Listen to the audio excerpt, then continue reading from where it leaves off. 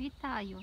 Сьогодні 13 червня, Трускавець, Україна, і я перевіряю ліс на гриби. Серед модрин нарешті маю перші літні грибочки в цьому році. Це маслюк модриновий. Таку крихітку я лишу. Тут доволі старі модрини, десь їх близько десятка. І завжди кожного року тут з'являються маслюки модринові. Ось і гілочка модринова. Модрина відрізняється від інших хвойних тим, що вона восени скидає глицю, а навесні відростає молоденька. І ось цю молоденьку можна додавати до салатів. Вона вітамінна, кисленька, тому цю гілочку я беру. Ще й така гарна з шишечкою. А ось це вже виглядає гарний екземпляр. Взагалі маслюки модринові відрізняються яскраво помаранчевою шапинкою і зростають тільки під модринами. Спочатку мають таке як покривало. Дуже смачні грибочки і мають гарну жовту м'якоть. І зараз покажу, що в мене вже є. Трохи трутовика сірчано-жовтого, він, правда, не ідеальний, але і не старий. І трохи зелені осотовичевий, там борщівник і також декілька гілочок м'яти. Дуже гарна модринова гілочка. Залюбки візьму. Але це не той продукт, який потрібно у великій кількості вживати через те, що вона містить смоли. Квасениця звичайна, гарна їстівна рослина. І я трішечки молоденькою позбирала. Зараз хочу ще декілька місць перевірити, де маслюки можуть зустрічатися, а також трутовик сірчано-жовтий. Дуже сподіваюся, що вам видно. Хочу показати наші безхлорофільні орхідеї.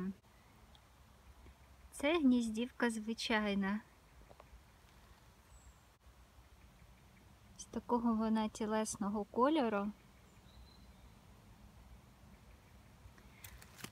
Що цікаво, орхідеї вони не можуть жити без грибів. Деякі паразитують на грибах, але більшість вони в симбіозі працюють.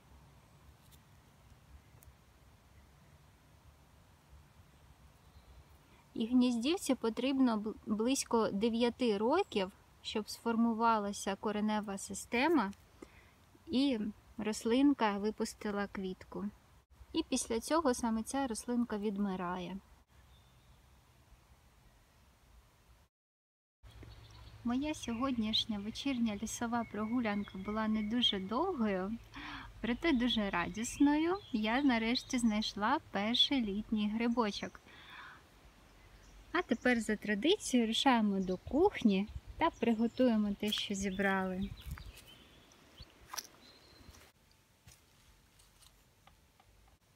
Шкода, що грибочок лише один, але це не завадить мені його смачно приготувати. З глиці я буду готувати квас, тому її також помию та відділю від гілочок. Хвойний квас дуже смачний. Для квасу я нашу глицю трохи так розімну руками, щоб вона більше ароматів та смаків віддала, щоб порушити клітини.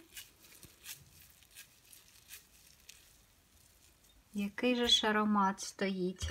Сюди ж додаю тепер мед, можна цукор. В мене мед настояний на ніжках кульбаби.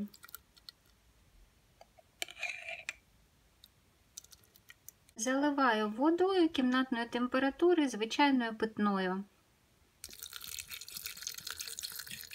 Перемішую, щоб розчинився мед або цукор. Банку я доверху не наповнюю водою, лишаю 3-5 см, накриваю тканиною і кожного дня зранку та ввечері я перемішую, тому що наша глиця буде спливати, щоб не з'явилася пліснява.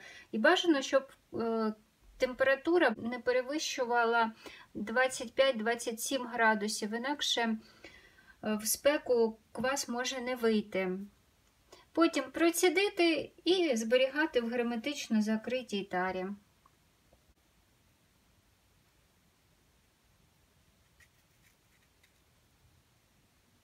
Наш маслячок скоріше буде прикрасою для страви. Я його спочатку потушкую трохи у воді, щоб він добре приготувався, а потім додам вершкове масло, сіль та перець. Для гарніру я буду використовувати кускус, я його посолила, додала трохи вершкового масла та трохи грибного порошку. В мене з дощовиків. І тепер запарю гарячою водою.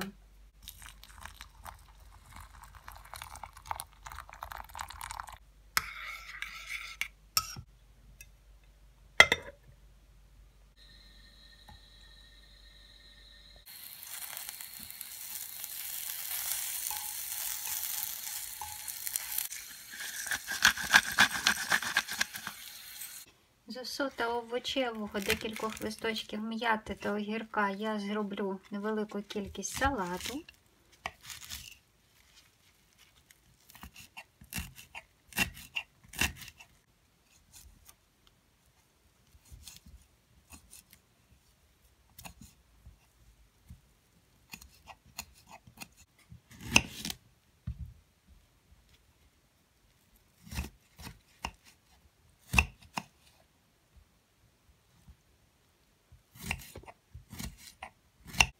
Трохи солі, оцет домашній яблучний і олія.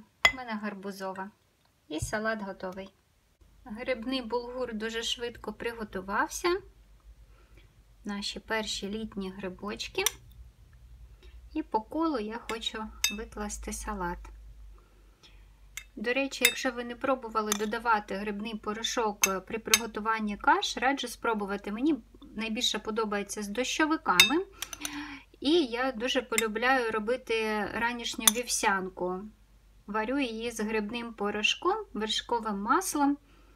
І це дуже смачно. А напій в мене буде квас з бузини. Поки бузина ще квітне, раджу скористатися моментом та приготувати. І дуже смачно до квітів бузини додавати скибочку лимону і скибочку апельсину. Дуже смачний виходить квітковий бузиновий квас. Сподіваюсь, відео було цікавим та корисним. Я бажаю нам всім миру над головою, в душі, в серці. До нових зустрічей у лісі!